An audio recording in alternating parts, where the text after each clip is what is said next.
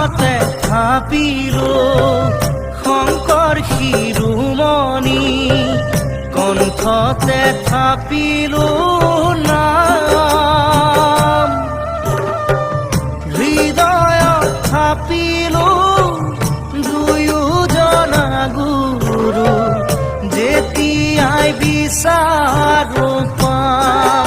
ও ৰাম ৰাম গুৰু আমাৰ প্ৰাণ